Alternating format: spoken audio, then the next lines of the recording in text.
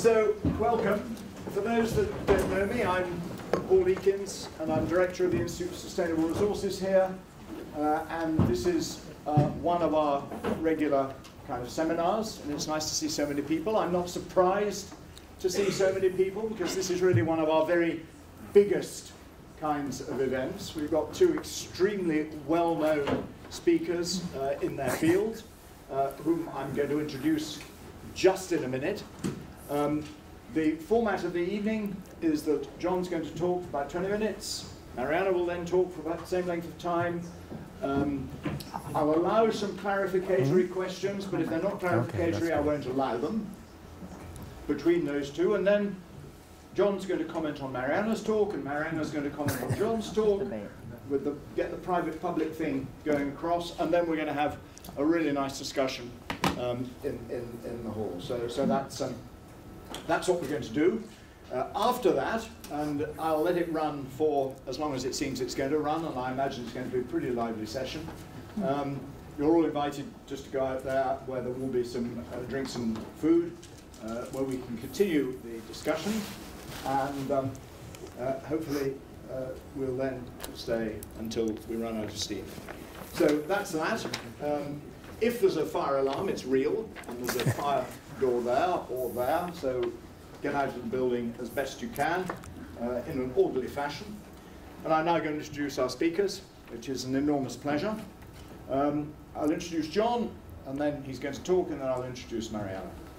John is a pioneer of the global sustainability movement, which he certainly is. I first met him in 1978, I think, when he just set up a company called Environmental Data Services.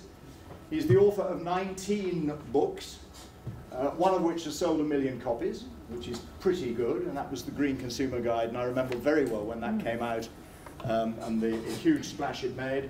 That was 1988. And then his other very well-known book is called Cannibals with Forks, which was published in 1997, which invented the triple bottom line concept, which anyone who's done anything in business and corporate social responsibility will know is absolutely fundamental to thinking in companies now. And it says here, laid the foundations for sustainable business strategy. He now works for a company which he co-founded. He founded one of the most successful environmental consultancies called Sustainability, which is still on. I'm not sure if you're still involved with that in any way, not particularly, but his current company which he co-founded is called Volans. And you delightfully describe yourself on in your emails as Chief Pollinator. Whatever that might mean. Yeah. Well, we can all imagine what it might mean. And that's fantastic. And as that company enters its second decade, John is on a mission to 10 times Volans' impact. And those of you who were here to listen to me talk about the global environment outlook last night will know that we need a 10 times impact. John, you're very, very welcome. You're going to talk about value and the private purpose, innovation, value and the private purpose, and we're really looking forward to it. Thank you. Thank you, Paul.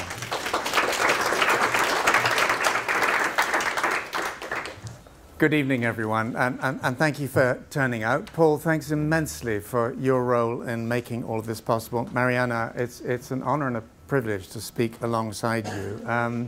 I admire immensely what you've done over the years in beating up economists. Keep going. A couple of colleagues in the room, our Executive Director, Louise, Richard Roberts, Natalie over there.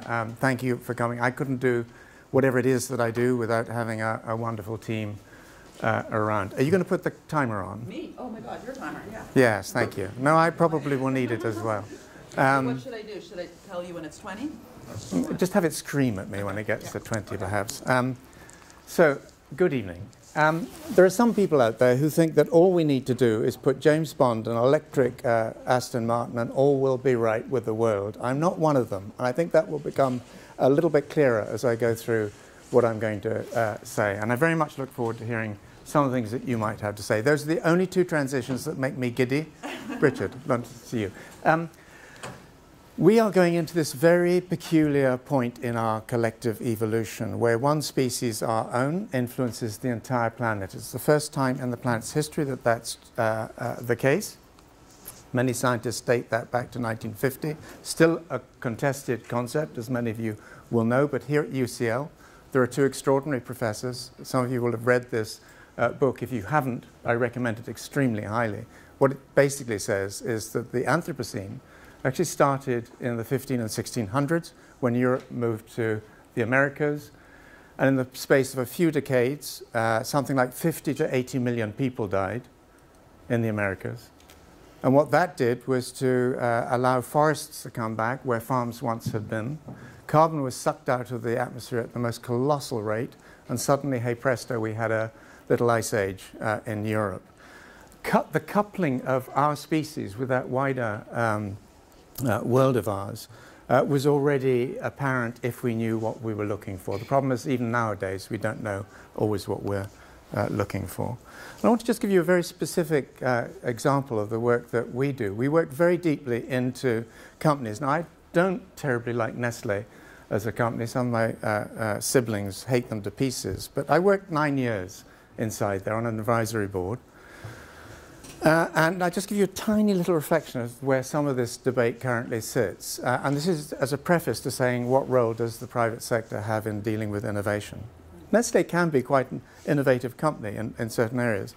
In the middle there, you'll see Michael Porter, known to many of you, extraordinary thinker. And on the right there, you have the Harvard Business Review issue where he launched with Mark Kramer the shared value concept. But I fought an 18-month battle with Michael in Nestle on whether shared value, his concept, was a replacement for sustainable development. You very kindly mentioned our idea of sort of trying to expand our impact. Win-win outcomes only get you so far. And I think if we're genuinely serious about sustainable development, we're going to have to crash parts of our economy. Parts of our environment are crashing already. So you can't do win-win there always. So at the end of that 18 months, Nestle decided to have shared value and sustainability. I don't know how to put that in my CV, a tiny little thing, but sometimes that's where the debate currently sits. Let me ask a series of questions, just 4 of them. I'll go through them very quickly. First one, public sector. Mariana will primarily cover that. I love this in Berlin. It's just a sculpture showing decision makers at work while the water for climate change sort of goes up around their noses. And Der Spiegel, a wonderful cover, just showing the political problems that we're having at the moment. Now, you may be optimistic. You may feel that there is a surge of brilliant younger leaders about to come through, and it may well be the case. But at the moment, there's no great evidence of that, not even in mainstream politics, let alone in some of the things we'll be discussing this evening. And I'm incidentally, I'm an optimist, but I'm at the moment just talking about some things that are part of the challenges that we face. Late last year, I was in Shanghai. I was on the 27th floor of a skyscraper looking down at this landscape without the water. Well, the river was there, but not the flooding. This is a visualization of what will happen to the city of Shanghai at about 2 degrees warming. So the largest city in the world, 24 million people living in it. At 2 degrees of warming, 11.6 million. You can forget the rounding errors, but half the population displaced. 4 degrees takes you to the point where pretty much the whole city is underwater. Now, are companies thinking about that? A few are. Reinsurance companies are certainly thinking about that. Insurance companies are beginning to think about it as well. But the next day I was on a panel with a person from the Chinese government who'd written a report which I'd read the day that I was looking down on that landscape. And I said, that's what I see, and yet I've seen more building activity in this city of yours than I've seen in the rest of my life put together, just over a couple of days. And she said, we know. We know that problem's coming, but we have to build.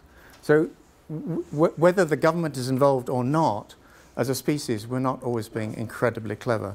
I'm not going to say very much about Milton Friedman. I always love his projection, joking projection, that if you put the federal government of the United States in charge of the Sahara, we'd run out of sand within 5 years. I don't believe that. I think governments are absolutely crucial in this space, and that'll hopefully become clear as we go through it. And apolitical, some of you will know that group, Mariana, I'm sure you do, but what they're doing is basically pooling best practice in the public sector, in government, in cities and so on around the world, and making that available. And I don't think government currently is fit for purpose, fit for what we now need governments to do, but we'll hear a little later on whether people disagree. Okay, citizen sector. I love activists, I love campaigners, I love what's going on in different parts of the world.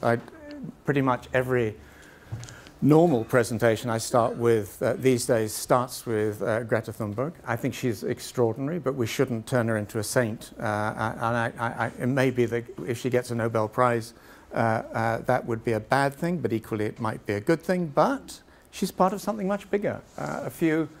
A week or so ago, we had one of the co-founders of Extinction Rebellion in the office. I love what they're doing. I think we have got to stand up and become more activists. And this is something I think applies just as much to companies as it does to ordinary citizens. Of course, it can begin to go off the rails, and we begin to see that with the Gilets jaunes in Paris. But what the young climate activists are doing now, I think, is spectacular. And that bottom picture is a tweet by Kate Brandt, who's the Google's sustainability officer. I think what young people are starting to do is to inspire and give oxygen to people inside of business. But this is where I think we currently are. Now we can discuss the mechanics and so on, but there are wave structures that go through our economies, and I think we are headed down. And I think it's going to get a lot worse before it gets better. But we actually need this to happen in order to come up the other side. We can debate that, if you like, a little later on. This is my theme, can the private sector save us? And I'm going to give a qualified yes. These two images are, I think, quite fun. Well, this one, competition has driven so much innovation in the private sector, in business, over the decades.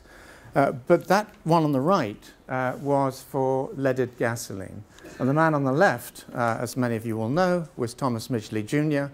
And the horror to me in going around Silicon Valley, I ask everyone I meet there, do you know of Thomas Midgley Jr.? And routinely, the answer is no. And I met one of the founders of the internet the other day. He didn't know of Thomas Midgley Jr. Why is it important? Thomas Midgley Jr., I just tell 3 tiny stories. The first one is he gave us leaded gasoline, so that poisoned the nervous system of millions of young people around the world. Second, he gave us freons, a class of chlorofluorocarbons. They blew a hole in the stratospheric ozone layer. He's been described as the single organism in Earth's history that has done most damage to the planet, and we still largely don't know about him. And then he contracted polio very sadly in the 1940s. He constructed a bed out of ropes and pulleys, and it strangled him. And I only go through that just to say however brilliant we are. And this guy had over 100 patents. He was an astonishing engineer and chemist. He worked at General Motors and DuPont. But we should be very wary about thinking whatever new innovation comes through is going to do what we want it to do. And we see that with Facebook and Cambridge Analytica and so on. So again, a comment on the private sector. Can the private sector save us? The private sector has actually ecologically bankrupted our species. And the Trucos work a few years back was one of the first examples where people actually did the maths and started to work out where we stand in relation to natural resources. So I think it's a very weak ally or partner if we're going to take the private sector as it currently stands.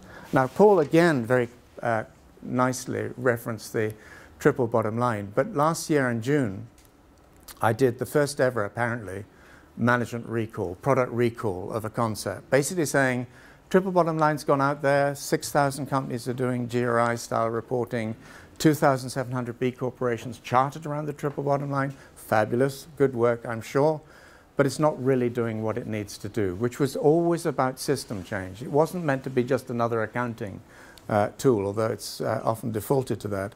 And the reason why Lars Robin Sorensen is up here. HBR in 2015 did a CEO ranking of companies from around the world, CEOs around the world. And the guy who made it to the top wasn't known, which is why they stuck this great yellow sticker on his face. He used to run Novo Nordisk, insulin company, highly innovative, really interested in sustainability. But the curse of rankings is that very often people get to the top, and he forced Jeff Bezos, and I love this, who was previously #1, crashed down to number 87. I asked the Adi Ignatius, the HBR editor-in-chief, why did that happen? And his answer was very simple. We put 20% of the rankings and scoring into ESG, environment, social and governance. And that had that sort of extraordinary effect. But within 6 months, or a very short period of time, Lars Robin was out on his neck because the US market had changed. And I'm just telling that story because isn't it wonderful that sustainability has come up the pecking order of issues and concerns and interests, but these people live in very volatile environments. We're doing something called the Tomorrow's Capitalism inquiry, and one part of that is looking at how people frame these sorts of challenges. And innovation goes right the way across this. But if you're innovating in there or there or there or there, it's slightly different. And in the first one, it's all disaggregated. So this is Future Fit Foundation work. They're a partner of us in the inquiry. What you have then, and I didn't invent this diagram, it was used very widely to describe the triple bottom line.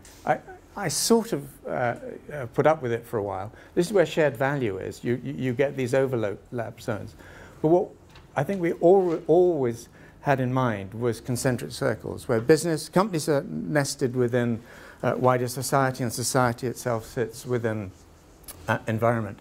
And this version of that is interesting because it starts to pull in Michael Porter's 5 forces. So I think that's quite useful. Then the final question is, if public sector can't do it, and the citizen sector can't build solutions at scale, and if the private sector is compromised because it's actually ecologically bankrupt, whatever else it might be, are there then ways in which we can help the private sector do what it needs to do? Now, just very briefly back to James Bond, I don't think anyone is going to suddenly parachute in and save us. I think this is something we either collectively decide to work on together, or it's not going to happen, in which case we're going to regret that.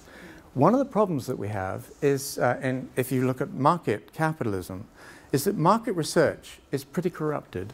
Most of the stuff that is offered as market research puts your value on a market by a particular date. By the time you get to that date, no one's still paying attention to what was predicted a while back. What I like about the World Economic Forum analysis of risks is that when you look out to some of the more problematic ones, that more or less most of them are in the space of sustainability. Now, that could be a bad thing, but it could be a fantastic thing if business and the private sector wake up to the need to address those sorts of issues in the right sort of way.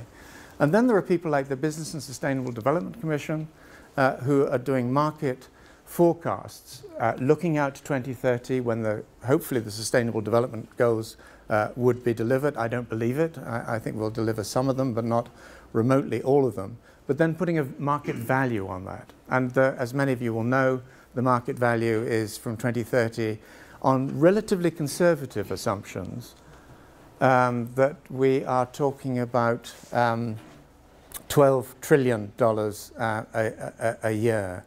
Now, 12 trillion may sound a lot, but if you look at that against the size of the global economy, and particularly by then, it's not totally massive. We need market intelligence.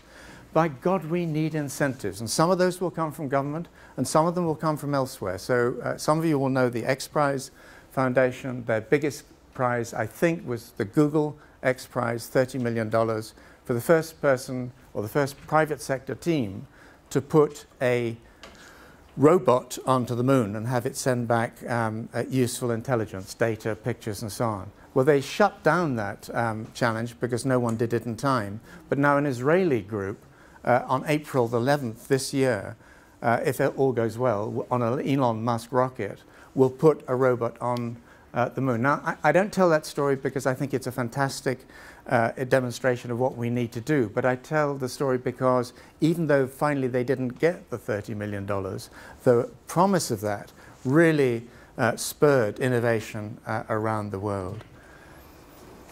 I also think that this can work if government goes back to what government in the United States, at least, did particularly well.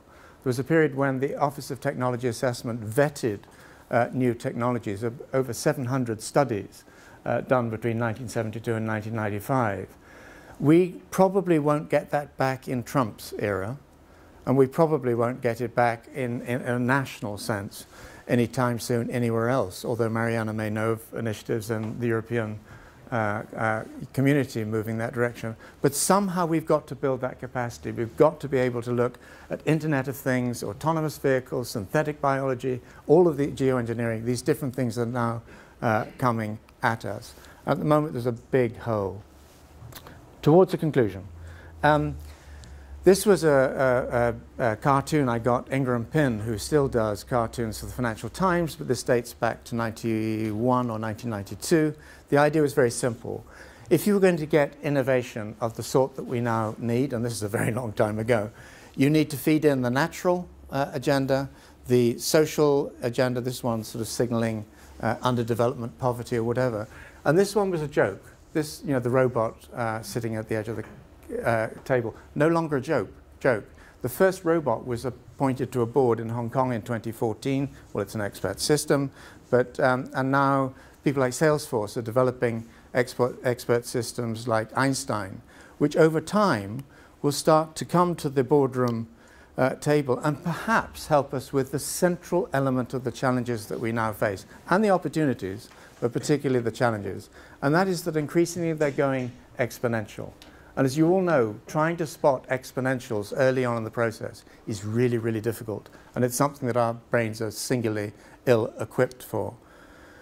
And we love to beat up companies when they do wrong. But isn't it, and I loathe VW's record on Dieselgate and so on. That is corruption on a mega scale.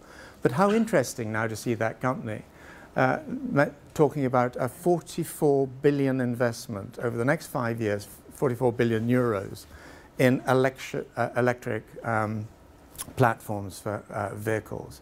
Now, whatever you think about electric personal mobility, that's a huge investment in a cleaner future. And the final one, Mariana will know this picture, I assume, but one of the icons of my early years. I went to university in 1967 to study economics. I gave it up after 1 year because this was 1968. It seemed to have nothing to do with what was going on in the wider world. And the person who stuck in my mind was Nikolai Kondratiev.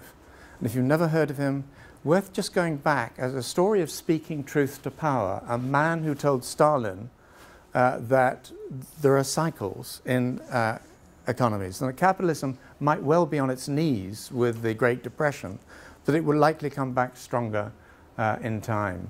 He was imprisoned and then shot for his courage, in a way. But I do think we see these broader cycles, and I think Carlota Perez, I think you, Mariana, I think others have begun to pick up this theme, and I think it's absolutely crucial. And I think what I'm really looking forward to later on this evening is some sense of where economics are not just the little niches that we like, but economics overall is going to go. Because it's the master discipline of capitalism, and unless we get it right at that level, it doesn't matter how much innovation we do at the private sector, company level, and so on. It's not going to get us out of the hole that we've dug ourselves into. I'm an optimist. Mariana, can I hand... No, you're going to challenge me, perhaps, Paul. No, I'm not going to do any challenges at all. I can say thank you. Thank you. I'm going to ask if there's a question of clarification. So not a discussion type question, because that's coming later, but if there's something that is niggling you in your mind and you just want to get it out, by all means. Like what was on the vertical axis? What did he say? Yes. No, nothing. Okay, then we're going to move on. Please, thank you very much indeed. Let me give you the... oh, the clicker? And I'm no, going to put this on. This thing. Mariana, properly.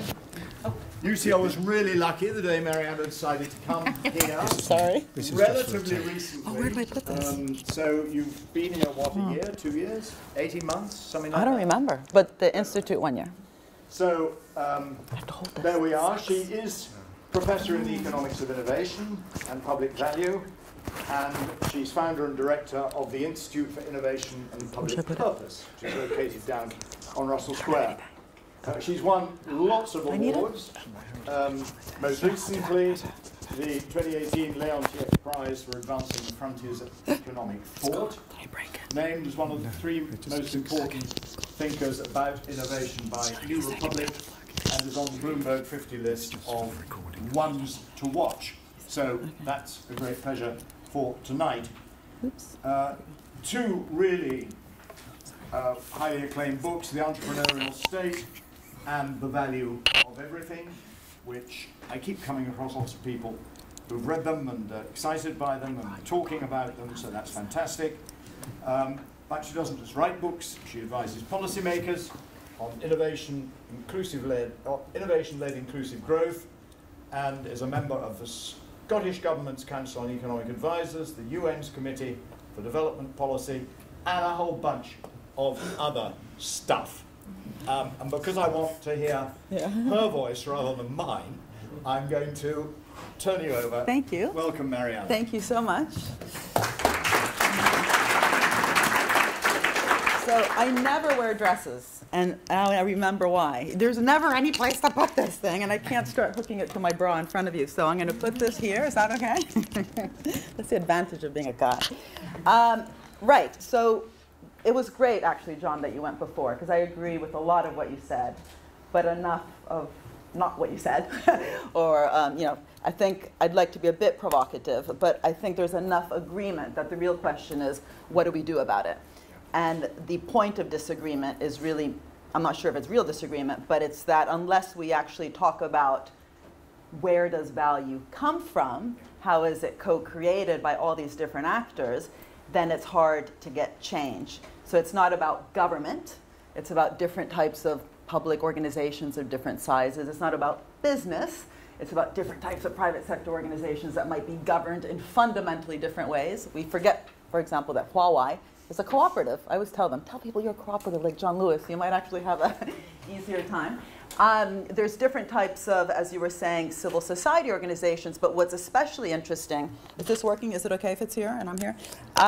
Is how they actually interrelate that really matters. And you know, there's also contracts, there's legal contracts, so better understanding how we might literally use strategic design and mechanism design thinking to transform these relationships in ways that actually build more symbiotic, more mutualistic ecosystems, more dynamic partnerships that are not about one creating value and the other one redistributing it, or one taking risks and the other one de-risking it, or you know, one being at the center of the action and playing the game, and the other one leveling the playing field. All these really boring ways of talking about how these different actors interact. Can we really rethink that? And I begin with this whole concept of kind of stories to unpick the kind of, if you want, bullshit behind economics, which presents itself as like this hardcore theory, all this great math, you know, but it's actually social science.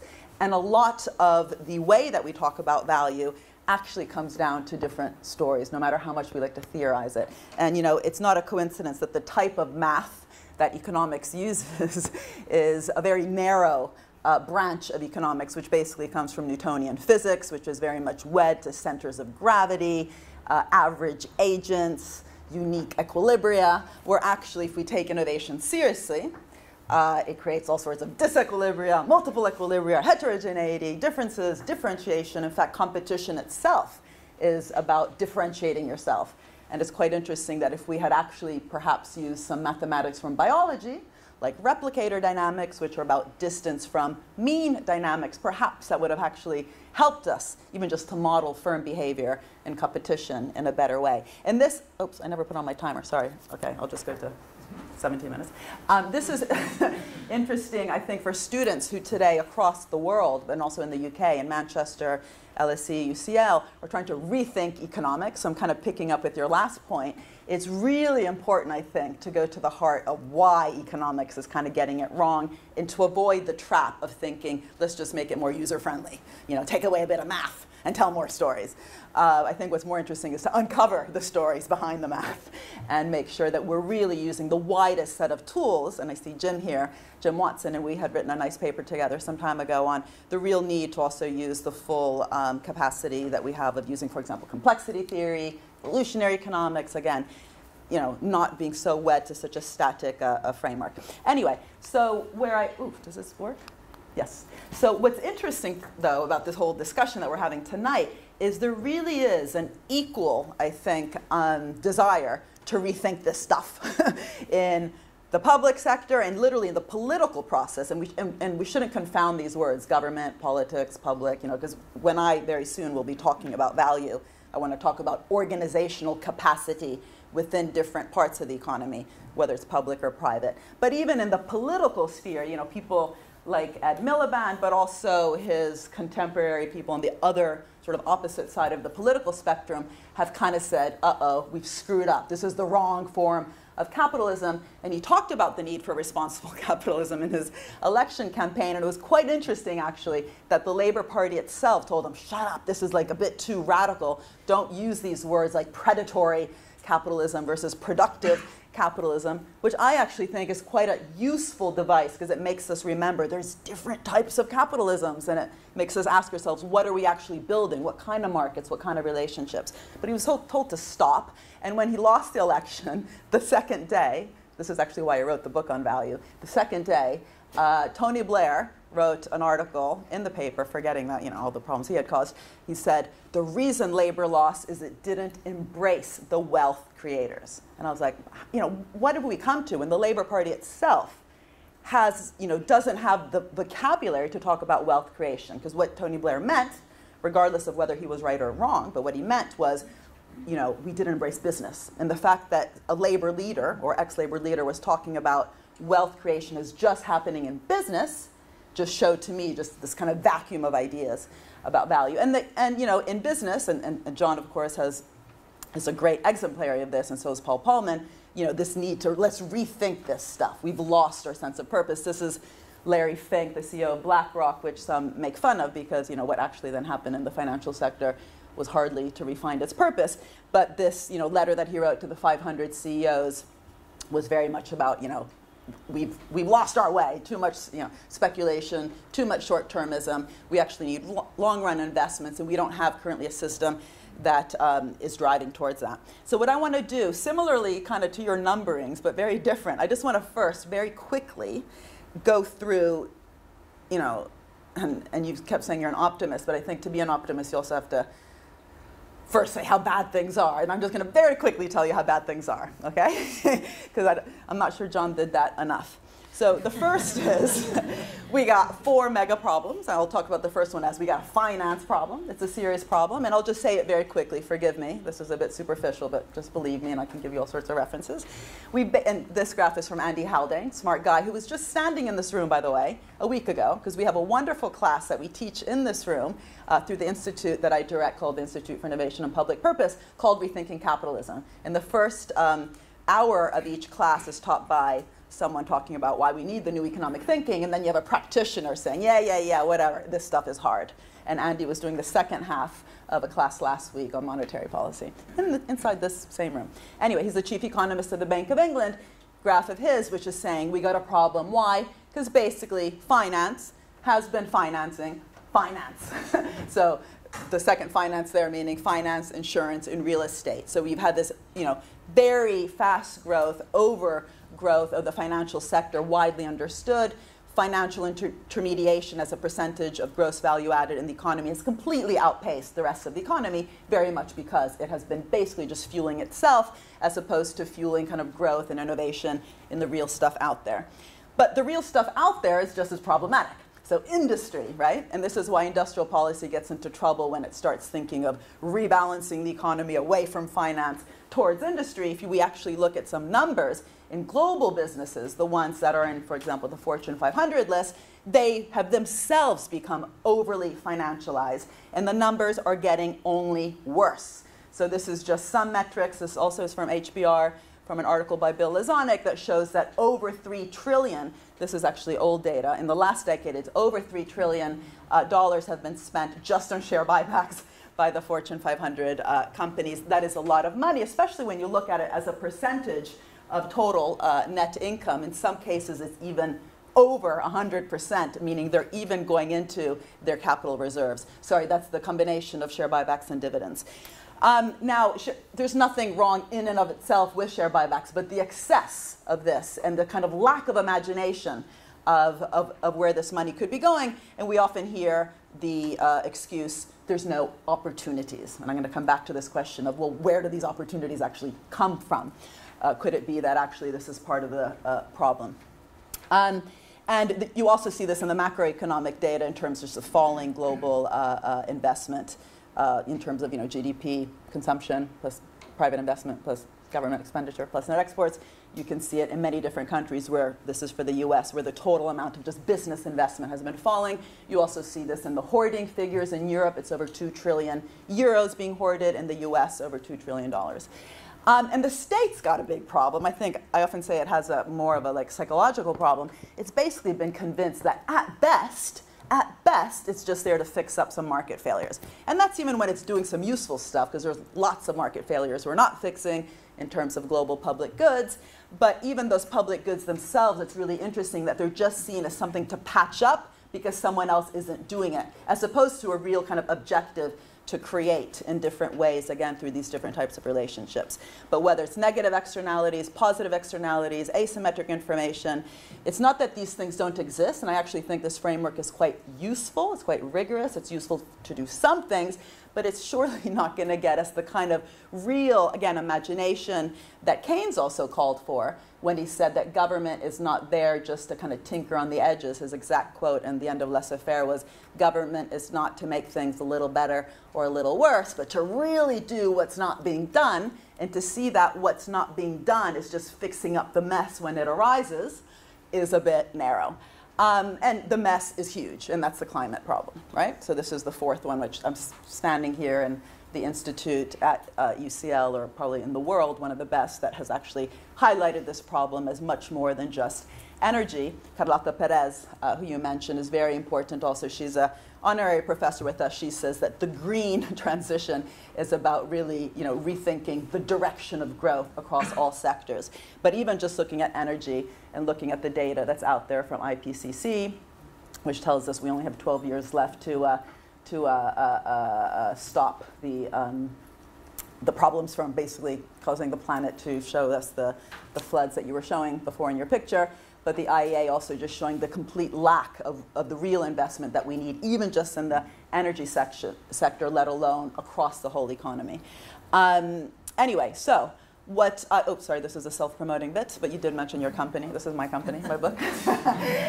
Anyway, so what I tried to do in this book on value was really to say, okay, to fix this mess, these four big problems, we can't just, again, ourselves as analysts, just fix up a bit of here and there. What can the business do? What can the state do? What can we do to just create these more interesting partnerships? We need to bring it back to what do we even think about when we think about wealth creation, value creation, and how to really tilt these markets, create markets in a different way. And I should say that in my previous work also, I often go back to Karl Polanyi, because I think there's so much in his work that really helps us to unpick also the terms. He's the first to say, don't confuse the market with the business sector. The market is an outcome of how these different actors in capitalism have interact. And the capitalist market, which he says is very recent, it's the national market, it's different from these local and international markets, was actually pushed into existence, forced into existence through policy. And that just, I think, wakes us up to just say, let's be careful what words we're using. And so, John, you used the market a few times, and I'd like to talk to you later when we discuss about how you use that. And so what I do in the book, which I'm not going to do here, but I just want to say why this is important, is there's different ways to talk about value. And the main thing I argue is that we've just stopped talking about it. you know, like let's literally have a kind of coming out of the closet party in terms of let's really talk about what our notions of value are. And what's really interesting, actually, and I think you highlighted it by mentioning shared value and Porter's work, is interestingly, the value debate has left the economics departments. And it really used to be debated even up until the 1970s in Cambridge here, fighting against Cambridge in the US with the capital critique, Joan Robinson and all those people. There was a real still debate of, well, what underlies prices? What is underlying the ways that capitalist economies are structured? And basically this big transition, which I'm not going to go into, by focusing today in teaching basically just one neoclassical theory of value in economics departments, I don't say that's right or wrong. I just say, we don't talk about it. When you don't talk about it, we also have a much less contested view of what it is. So it becomes much easier for, let me just come to this one, much easier for just the storytelling to happen, where we get convinced, as Tony Blair was, that wealth creation just happens in business and then we just need to sort of tinker along the edges.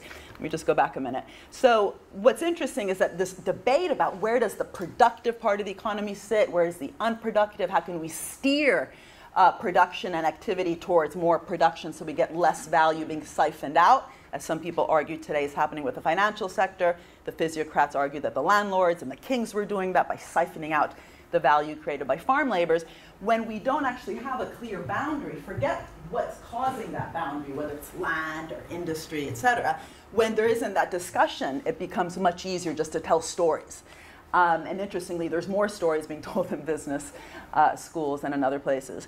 But especially what's interesting in the history is there used to be theories of value, debates about value that turned into theories of prices. And what we have today is basically a theory of price and supply and demand and marginal behaviors here and there and preferences that determine then value. So even what we include in GDP, you all know this is only things that have prices without any sort of judgment of, is this actually adding value to the economy or just moving stuff around? What's interesting, by the way, is the classical economists who had this notion of the labor theory of value, forget whether we agree with it or not, their notion of rent, which is really important if we want to look at how finance is operating today, was about unearned income. And today, by having this very fuzzy notion of what value is, because we confuse it with price, one of the things I argue is we're confusing profits with rents. And rents are actually, at best, today described by people like Stiglitz as kind of monopoly pricing and an imperfection towards a competitive price, and that imperfection might exist because some sort of barrier, which we could, if we bring in the full force of competition, compete away. But there isn't really this notion of unearned income. Some stuff literally just moving stuff around without doing anything and actually being rewarded for that. I'm going to kind of skip ahead. Just this whole issue of storytelling. I think it's interesting because, in the case of the pharmaceutical industry where you have these really high prices to the point that one company just a month ago raised the price of an antibiotic by 400% overnight, Nostrum Pharmaceuticals, and said we have a moral imperative to do that to please our shareholders. Everyone was like, oh my God, this is crazy. It's actually based on a very clear formula that we actually accept called value-based pricing. And kind of unpicking what exactly we mean by value with this value pricing model is very important, instead of just critiquing the prices are so high so people die because they can't get it. Similarly, when we critique shareholder value, like John just did before, it's not enough to say this causes speculation and short-termism. What is really the value proposition beneath it? And in some articles I wrote with Bill Lazanik some years ago, we show how it's actually based on a very faulty understanding of who's taking risks. So the shareholder is seen as a residual claimant, the only one without a guaranteed rate of return, as though everyone else in the economy has a guaranteed rate of return. My book, The Entrepreneurial State, showed all the risks that actually governments took. For every internet that was a success of government investment, there was many failures. So unpicking that model, which you and others have voiced as being a problem, isn't enough to show the problems with it. We have to go back to saying, well, what are the underlying assumptions that practice in business of maximizing shareholder value, which then leads to the successive things like share buybacks, what is the underlying problem with the value proposition, with the theory of who's taking the risks and how these different actors are coming together. And I'm not going to do this because this is what I do in the book. I'll just focus it on this. But basically, that this very narrow way of thinking about value actually screws up a lot of things, from how we measure GDP to how we think about governance of organizations, like the maximization of shareholder value, for how we price medicines, for how we think we might resolve the digital problem of the Facebooks, but I'm just going to focus on the public bit. And basically, the problem is the one that I've already said, which is that by not really having an understanding, that Polanyi kind of understanding in the economy of what it really means to understand markets as outcomes and value itself as having been collectively created, which is not necessarily a good thing or a bad thing. It might be really bad value we're creating. This isn't a normative point. But how different types of actors come together to create value, it becomes very also hard to really kind of get a sophisticated understanding of what government is for. At best, as I said, we see it as fixing up market failures here and there. And what's also interesting is it becomes a self-fulfilling prophecy. So the reason that we've set up a new MPA in the institute I run is because literally, if you look at the curriculum that's being fed down the throat of civil servants worldwide, it's basically convinced them that government failure is even worse than market failure. So take up as little space as you can, because if you do anything ambitious, you're crowding out business. And I welcome you to look at the charter review of the BBC to literally see how this happens every time they're evaluated. You can do documentaries about giraffes in Africa, you could do high quality news, but don't do soap operas and talk shows. That's for business. And if you do that, you're crowding out. Same thing gets told to public banks, et cetera. So how we actually then think about government affects how we train civil servants, and then, surprise, surprise, we tell them that they're too boring and inertial. Well, we've actually created a system that creates, in many cases, not always, that problem. Also, this whole public choice theory of kind of convincing citizens, civil servants as citizens or customers and clients is not unrelated to the waves of privatization and outsourcing. I'm not going to go into this, but these are, there's this concept of performativity in sociology, which I think is quite useful, that how you measure the performance of something affects how that something actually acts, which feeds back into your understanding of that thing. Just think of universities, how we do the ref obviously affects how academics act, which again, feeds back into how we actually construct universities. It's very interesting when we look at the role of government and the failure of government and why we might not believe in government's activity in solving some of these big, say, SDGs, that they can't do it alone or they can't even do it at all. It's not unrelated to the kinds of governments and organizations we have actually constructed. So again, this is what we're trying to do in the Institute. And yet, if you talk to the top theorists about business, but also businesses themselves, people like Bill Gates and Warren Buffett, they all kind of admit, actually, we couldn't have done this stuff without this much wider system, social system, and not just infrastructure, this social and collective system around us. This is a nice quote by Herb Simon, but these are even nicer because they're even shorter. Warren Buffett, society is responsible for a very significant percentage of what I've earned. Bill Gates' success is a product of having been born in this country, a place where education and research are subsidized, where there's an orderly market, where the private sector reaps enormous benefits from public investment, public risk-taking.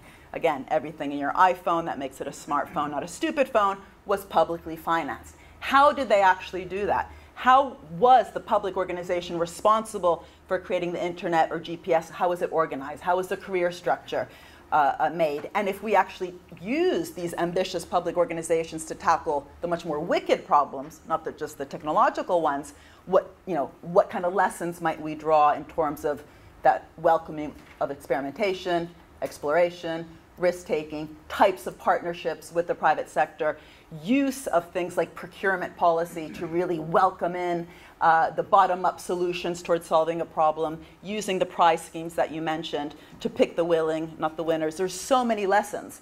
But unless we're actually at least first admitting this issue, which is that value is created collectively, we don't even bother looking at these case studies, like the Harvard Business School, of course, has their case studies of the private sector.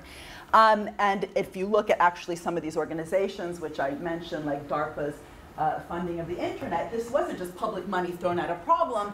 These were particular organizations that actually explicitly, even though they don't talk about this, not just fixing market failures. They had a mission to co-create, to change the landscape they were in, often pushing the frontiers of their particular markets. And the BBC, by the way, I would argue, has done that in its own broadcasting area. And that's why its market share is much, much higher than PBS in the US, which has accepted the role of just fixing the public good, so 0.05% of the population watch it, and everyone else watches Fox News. So what to do? This is almost my last slide. I mean, I keep repeating this. You got to start with this proposition.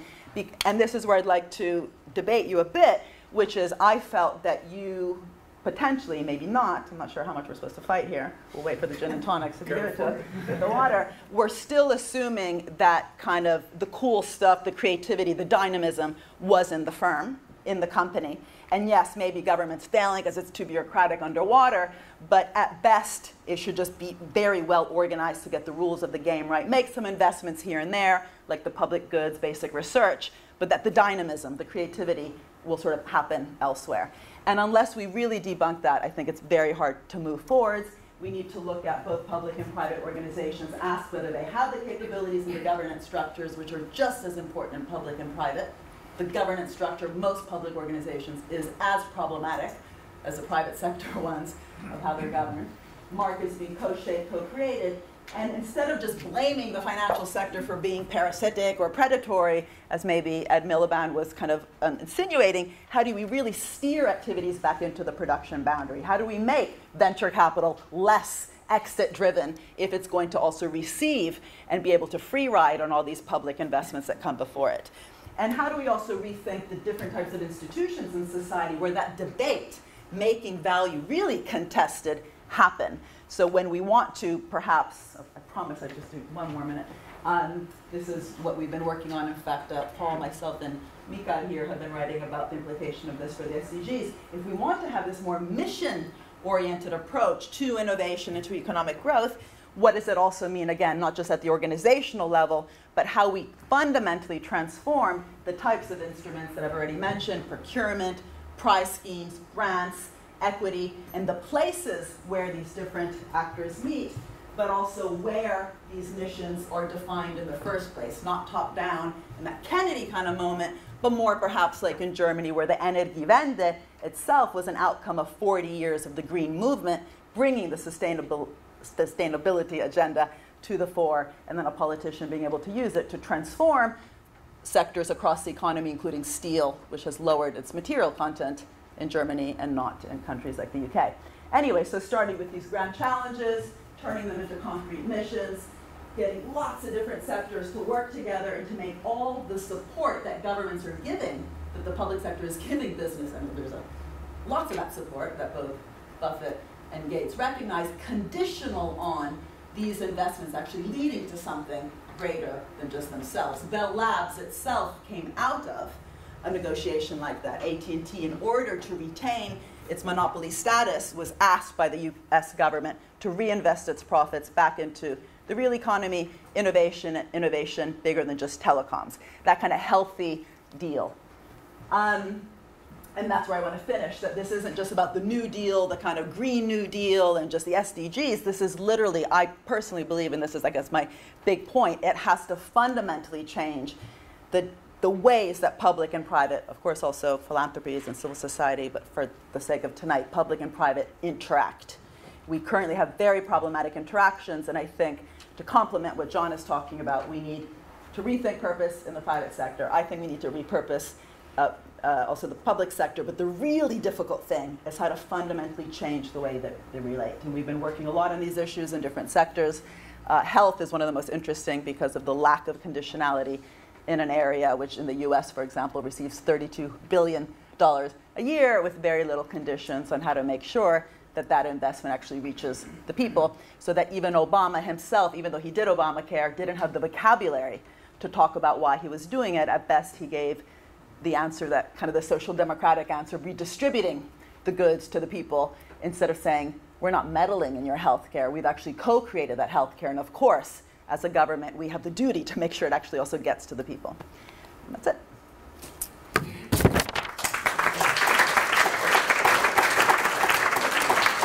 Well, thank you. Terrific. Thank you very much, Mariana. A question of clarification, and I'm going to ask John just to have a comment, and then I'm going to open it up. So, any quick clarificatory type questions to Mariana? Gone. John, over to you. Just some comments on what you've just heard.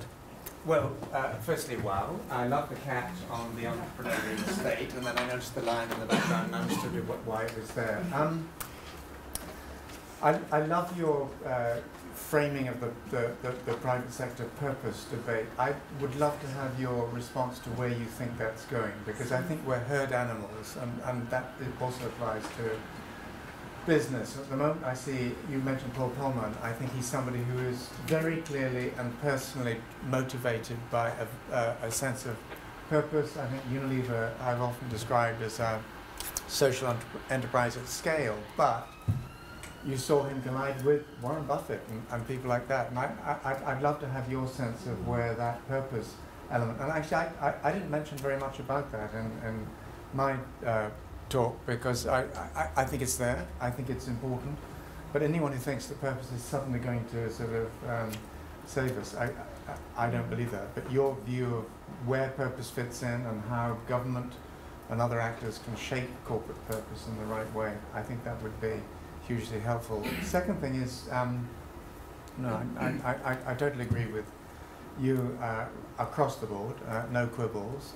I wasn't trying to say that government were ill-equipped, or, well, I think at times they are ill-equipped, but I think that we're starting to happen, and you referenced it implicitly in at least one of your slides, you're seeing national governments failing to pick up a torch that city mayors and people like Bill Peduto in Pittsburgh are now starting to pick up that pattern of saying that we're a declining industrial city, we need to rebuild ourselves. Innovation is going to be at the core of that. No accident that when Trump said what he said about the Paris Agreement and named Pittsburgh as an example of a city that was supporting him, Bill Peduto stood up and said, not in our name, because we're into solar photovoltaics, we're into robotics and so on. So something on purpose and something on the role of cities if at the national level of the state ecosystem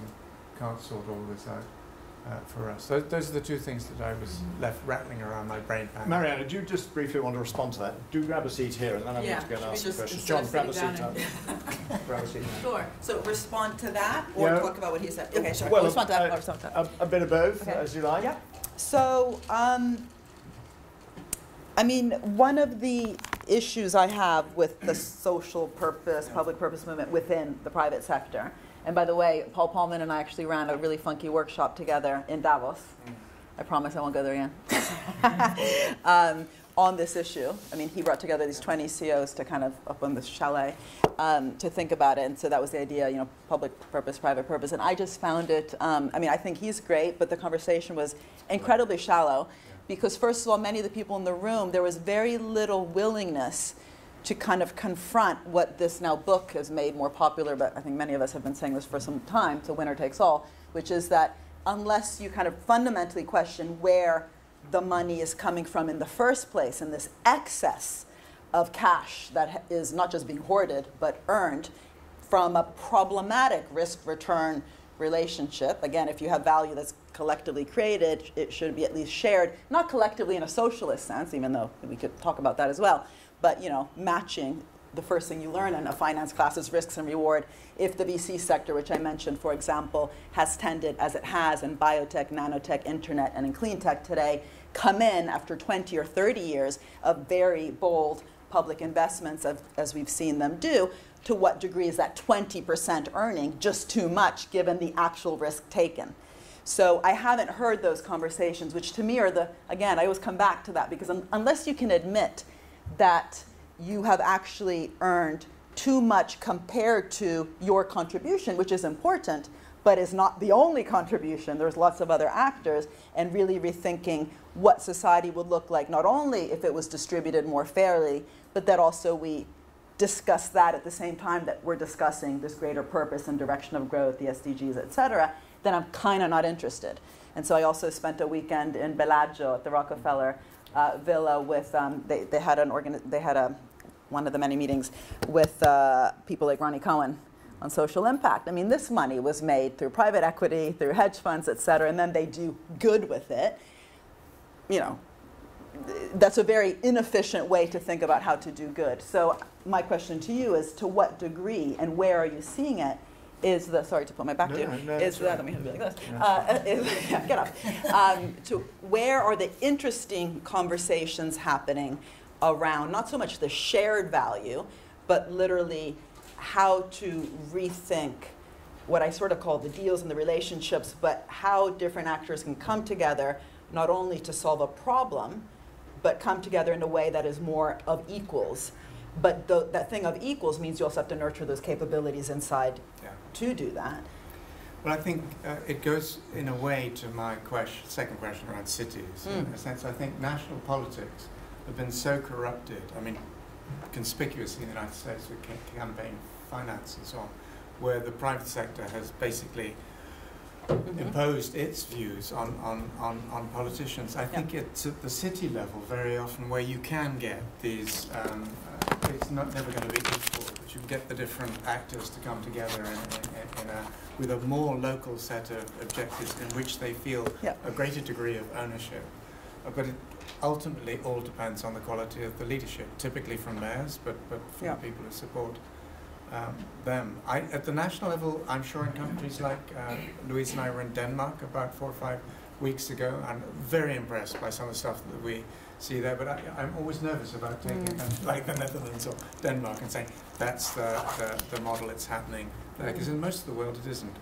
But that's really interesting, because I think that cities are interesting because of the mission point. Cities have all sorts of problems they have, right? They need to get people from kind of point A to point B. So it's a very clear, I mean, it's not an SDG mission, but it's a very clear problem that you need to solve. If you solve it ambitiously, you will have to bring together different actors, and so they become interesting, experimental kind of labs almost, where you can rethink some relationships. But the degree to which the city, and I'm thinking city government, also benefits in a very direct way, and this isn't just monetary, this is also benefiting from new forms of relationships. From that, I think, is much less experimented. There's very few cities that are rethinking that, which is sort of what I'm talking about. An example would be Barcelona, how do you say Barcelona in English? Barcelona, where you have the mayor Ada Colau, through the chief digital officer, Francesca Bria, who's actually a visiting professor in our institute, sorry, it always goes back to the institute, who is kind of rethinking the fundamental relationships. So the idea is, instead of doing what Margaret Vestager had to do today, which is just tax Google, you got to do that too, fundamentally ask, why is it that Google, Facebook, Uber, et cetera, have the data in the first place and are making all this money from it, given that A, the technology to retrieve the data was publicly financed, again, GPS, internet, et cetera. The data is of the citizens. Every time you click on Citymapper, you generate data. Why is that data just going into companies and we worry about privacy and taxation after the fact, kind of out of breath? Why not rethink, literally, the social institution, hence my fifth bullet point, of allowing the city to actually capture in a dynamic way that data to improve, for example, public transport. So it changes the idea of both, because you're co-creating the value, where that value goes. So these issues of appropriation and ownership happening at the same time that you're rethinking the governance structure and how the value is created. And that's an interesting example, a really interesting one. And the more we could replicate that kind of logic, also at the national level, I think, you know. Okay, I'm going to open it up now, because otherwise so we could talk forever. We'd like to hear what your voices have to add to this discussion. So it's really hot in here, isn't me? Am I just going off? Should we open? It'd be lovely if we could. Or can someone here who looks young do it? Hooray, thank you. So, gentleman there, I think I saw a finger, rather modestly raised. Please say who you are so that we get to know each other a bit, and yeah, go for it. So I'm Anthony Costello, and I was once the director. Well, I've just been at WHO as director of Conservative Child Medicine, but I'm now back at UCL. And on the Lancet Climate Countdown. Sapatha Dasgupta at Cambridge has been the economist who's been trying to put a focus on how you value the damage done to the environment by countries and governments. And last year they released the Inclusive Wealth Index. And what's rather horrifying is over the last 25 years, 90% of countries have seen declines in national capital. And only 2/3 of countries have shown any increase in what he calls inclusive wealth. He thinks GDP is ridiculous. So we have a carbon problem. The carbon intensity of the world's economy has not changed since 1990. despite all the bull and all the froth about carbon pollution and climate change. So, and Paul, to his credit, has been a leading voice in saying we need carbon taxes or carbon dividends, if you like. And yet only 13% of the world's economy has got any kind of carbon tax. No one mentioned it. And yet, unless we shift what Paul says from goods to bads, stop taxing income and shift it over to carbon, and you can get a big dividend to all your population. It was the Republicans, James Baker, George Shultz, who came up with this plan a couple of years ago, and of course Trump squashed it. But nonetheless, there are progressive voices saying that's what we've got to do. So I'm just wondering what you think about that. Just one postscript. VW is a very corrupt company. It is, I didn't deny it. Program about that. Nestle is far worse, much worse. It's destroyed human breastfeeding more than any other company, and it's killed hundreds of thousands of infants, and it continues to do so every year. Thank you. Let's just hold that before you respond, and we'll take another comment so that we answering more than one. Gentleman right at the back.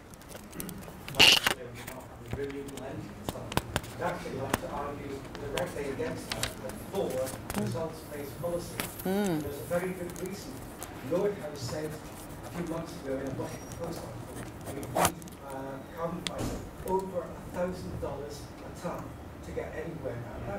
That's an indication we're not getting anywhere where we need to do with carbon pricing. We need this type of results-based policy, which is what the Green New Deal is Camden about. does it. And Barney said in November, when he wasn't doing other things, he needs a Green New Deal. Yeah. Okay. Any more contributions before I come back to the speakers? Anyone else want to put their voice on the table? Lady here. My name's Jane Grant. My question is about degrowth, really, because we basically can't go on as we are. We've got to actually shrink our energy usage, and I'm not sure whether what you're saying kind of dovetails with that or not, because we can't. Somehow we've got to find a way to do more with less. Why? Less with less, as it were. Okay, some pretty tough questions there. I'm going to go back to the questions. Carbon taxes, Green New Deal, and degrowth. So who wants to start on that? Well, maybe I could just say Yeah, a couple please. of words since the Nestle and VW points came up. And a lot of the work I've done over the last 40 years has been very close in two companies. Every single one of them has had major problems. Like, for example, I helped write the first environmental policy statement of BP. God help us. I mean, that was back in the early 1980s. Our theory of change, such as we had one, was very much about business is going to be critical in all of this. And unfortunately, even now, business is constantly lobbying to stop some of the things we would like to see happen. So, for example, you'll find a BP and a Shell will do for a while a sort of an internal shadow carbon pricing exercise. But if governments don't show very much interest in all that, it sort of tends to fade. It sort of dribbles away, which doesn't mean that it isn't there somewhere. Still, I still think we have, as a set of change-oriented movements, to work as close into business, and within that I include financial markets, as we possibly can. But as we do that, we've also got to be incredibly, sometimes painfully, transparent about what we're doing and what is working and what is not. So, for example, I could have surfed that triple bottom line wave for a little while longer. But in trying to recall it, I've basically said to people, however wonderful what you think you're doing is, it really doesn't match up to the challenges that we face. But I think VW is corrupt. I think Nestle, as I said when I started off, it's not a company I like at all.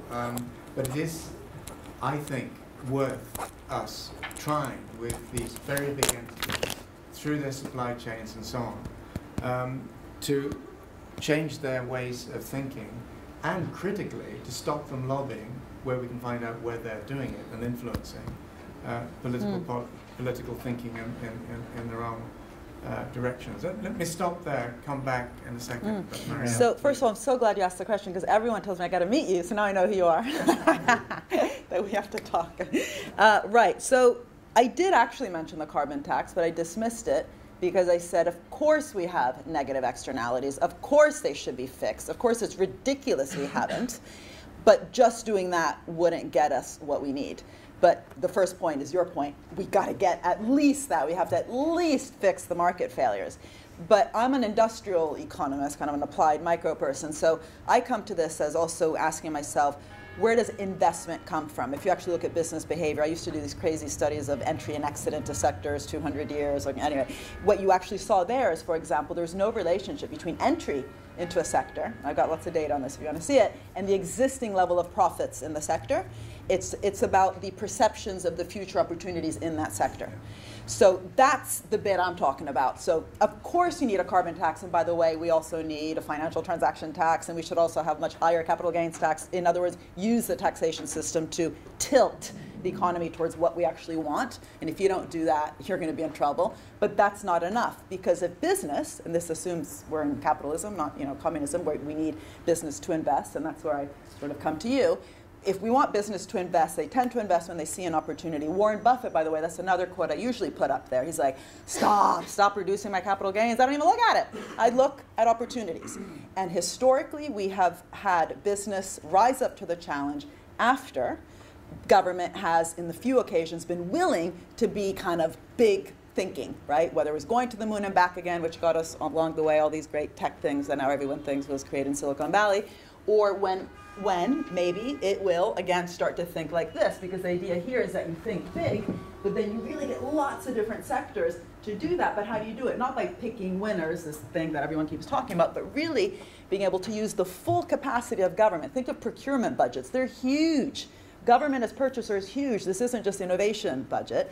You really use that and all these different tools to welcome in that experimentation to solve that goal. And that comes to the third question of no growth. Degrowth, sorry. I just think, I mean, to be honest, I just get, and I don't want to be dismissive, and maybe you can help me here, but I just get bored by those questions, not by your question, but that question, how it's framed by others. So obviously not you, I don't even know you. I once dared to tell Tim Jackson that he was a bobo, la bourgeoisie bohème. I was like, all right, as long as you don't care about employment, et cetera. But that's not a good answer, the one I just gave, because then it's like, oh, right, just to get productivity and employment, you just screw over the planet. So the idea is, how do you fundamentally tilt how these relationships are working, so you really get not only this stuff, which to be honest is, or shouldn't say not only, where you also aim at this hard stuff like a carbon neutral city, but literally that Energiewende example I gave, and when I mentioned steel, that was not easy. That meant steel had to repurpose, reuse, and recycle. It's kind of a degrowth strategy, but it didn't do it because it just woke up one day thinking, oh, I'm going to be purposeful. It had to do it. And that's where the government mission came. In order to actually benefit from this immense amount of public subsidies and investments, that had to transform. So as long as you have a transformational growth agenda, and that transformation is debated in society, and this is where the SDGs come in, they've been agreed on by over 100 countries. It's the first time in history, I think, that this has happened, that really concrete goals have been agreed on, but they're really wide. And so transforming them into doable things, which are also aimed at those great challenges, but then changing, getting away from the subsidies and guarantees and different types of handouts. Tomorrow we're going to Scotland, sorry, to show this thing that we've just written for Nicola Sturgeon, which is not only should you set up a public bank, which he's done, and with our collaboration, but don't use it to just hand out money to sectors. Think of the role that patient, long-term, committed finance through a public bank can provide to all those different organizations in Scotland that are willing to play with you with inclusive growth strategy, with your climate a strategy, in the way that the city of Edinburgh and the different cities through their deals with the They're currently handing out all the subsidies. Sorry? They're handing out subsidies to things like electric battery cars, companies making electric batteries, that kind of thing. We seem to be back to picking winners. Yeah, so that's a problem. So that's, it depends what you mean by picking winners. If you pick a direction, and within that direction you choose lots of different investments, you will also screw up. I often say for every Tesla, you will have 8 or 9 cylinders. They both got about $500 million guaranteed by the US taxpayer. But was it really an explicit strategy? Was it really set up as a portfolio guided by a Green New Deal, as you were mentioning? Did they also think through how can the taxpayer not just bail out cylinder, but also perhaps get something out of the Tesla investment and use that to fund the next round, the next wave? It's those nitty-gritty things that I think, first of all, are much harder than just talking about degrowth or growth. But in doing so, I think we fundamentally shift the system. if it's driven by, again, the SDGs. I mean, it's not just about let's do, batteries. And if I can just chip in very briefly, I think we need ferocious growth. And if you remember my U-bend, we are headed into a U-bend, and coming out the other side will be dependent on a range of different technologies. I ran through some of them a little earlier on: autonomous vehicles, Internet of Everything, synthetic biology, geoengineering, you name it, new materials, nanoscience, and so on.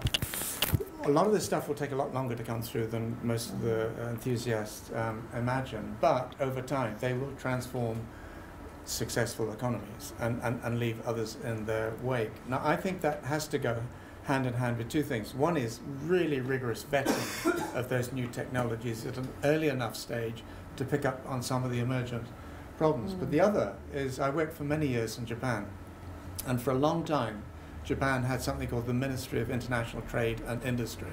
And MITI very actively ran down certain sectors of the economy, like shipbuilding, and moved those to Korea, and then invested in, and not going right down to the individual level, but in biotechnology and genetic engineering, in fifth generation computing, as they called it, and so on. And for a period of time, that was very successful. The problem is, it's very dependent on politics and who is running government. So very often, these initiatives, while they work for a while, are then spiked by somebody else who comes in who has a very different set of politics. And I think the transitions that we're talking about are multi-decadal, even generational. And the question of how you sustain government commitment and keeping tension and pressure on the private sector among other sectors, that's not yet demonstrated, how we best do that. But your point about batteries is very important, because by focusing on the battery, that's the wrong focus. The history of technology tells us, the internet came from wanting the satellites to communicate. GPS came from wanting to know where the ships were. The real question is, what are the problems, what are the questions today that are the most pertinent, most relevant, also most dynamic, that can get this intersectoral interactor investment? And guess what? If you do it properly with a strong innovation system, new technologies are going to come out from that as a spillover. Whereas obsessing about quantum computing or AI and big data kind of misses the trick. First of all, those are already kind of there, how we can use them to also address, that they become, AI is actually part of every one of these missions that we've been discussing. It's not a sector you focus on, it's part of the solution towards a problem. And your question is, we need to reframe what the problems are and how you link that to the innovation system and our interest in investment-led growth. Thank you very much. I can see a couple more hands, but to be honest, we're way beyond the kind of time. Can we take a couple of final ones? Oh, you'll be happy to take a couple of final ones. Okay. Sorry, Mariana, I don't want to. There's a gentleman over there. I'll take three. I see three hands. One, two, three. Okay. Where you go. My name is Guilherme Castro. I'm an alumni from the MSc PP program here at UCL. Both of you touched a little bit about the importance of data. John regarding the Cambridge Analytica, and Mariana regarding the new market that we could use data. I would like to know your vision of the role of government and the private sector and our companies, and in shifting the way that data is available, and how we use this as population, as bottom-up policies and actions.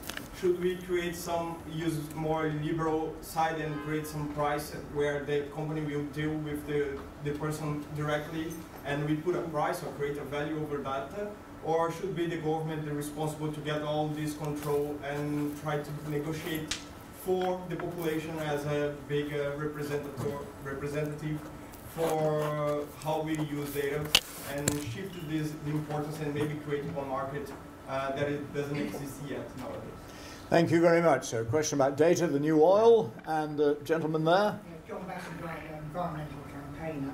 I was interested in your issue about the balance between state and private, and raising the issue of the balance in China. What you think about the balance in China, whether there are any better examples in the world you can point to, and whether, considering the case of China, it's really crises which change things, which have the air pollution crisis in Beijing, for instance, the rundown of coal, the change from diesel to electric in China. what are your thoughts about this? Okay, China, really interesting question, gentleman here. Andrew Ross. I work on the bond market looking at green finance. Mariana, your prime best record on Desert Island Discs was Thelonious Monk, whose prime invention was innovation and ways of creating new tunes out of old instruments. And so the way that the green bond market has rocketed in the last 2 years, and in particular in the USA, with municipal green bonds providing the finance for the things that you've got on your slide there. Absolutely nothing is happening here in the UK. It's as dead as a dodo. Why? Okay, you should answer that right, one. those are the three nice, easy questions we have. I don't know, John, Mariana, which one wants to go first? I went first time. Oh, so I'll just answer them super quickly. On data, I would just encourage you to look at the work of Ian Hogarth, who we've also just brought in as a visiting professor. He's that guy who co-wrote the State of AI report. And what he's saying is we should be as imaginative with how we govern AI and big data as we have been when we set up things like the UN, or how Wikipedia is structured, or how CERN, get all these people together under one roof to solve problems.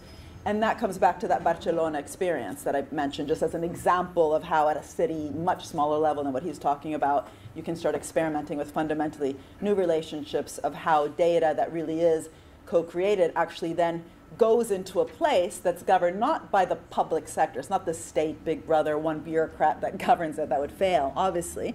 But we can be very imaginative in how to govern that in a way that actually addresses, societal concerns. And not because, the businesses will just let go of that data, but again, how they're getting the data through publicly funded technology. The fact that the data is of the citizens already positions this problem in a way that we can solve it, because it's not like you're taking something away, you're just rethinking both how it's created and then where it's going. And by not thinking about that, that's when we just always get up to this kind of last minute, just taxing question. The China question, I'll just say Denmark is really, there. Denmark is interesting because it's the #1 provider of high-tech green services to China's green economy, and China's spending $1.7 trillion worth on greening their economy for the reasons you said, this urgency. But that a small country, literally, I think it's smaller than London. How big is the greater London area? Is able to, not just because it threw money here and there, but because they have an interesting relationship between manufacturing and services. Think of the services here, which is mainly financial services.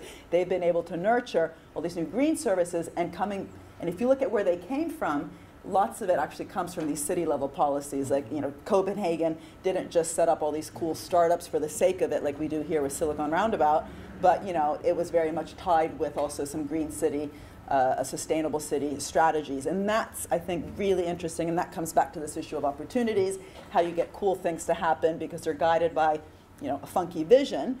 And there's something there that I think if we again start scaling it up, you would see very different also national policies. So the UK now is panicking because of Brexit, and if you look at the kind of deals that they're proposing to private companies not to leave, it's as bad as the free trade zones of the 1970s, as opposed to really thinking through those more ambitious strategies at the city, regional, national level that can really attract people to this country because it's a cool place to go if you want to think about blah, blah, blah.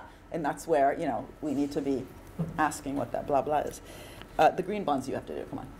No, I'm dreaming that he asked you. I mean, if the question is on the quantity of money, so I think what's interesting when we think about bonds, it's also about money creation. So one issue is, and we were just kind of quickly chatting about this, the amount of money that's been poured into the global economy, right, through just quantitative easing, right, has basically ended up back into the financial system. That's part of the graph I was putting before. But that's not only because we've allowed that because of the lack of, the right taxation system, et cetera. If you don't finance at the same time the opportunities, right, then the money actually has no place to go but back into the banking sector, let alone the fact that we facilitate that.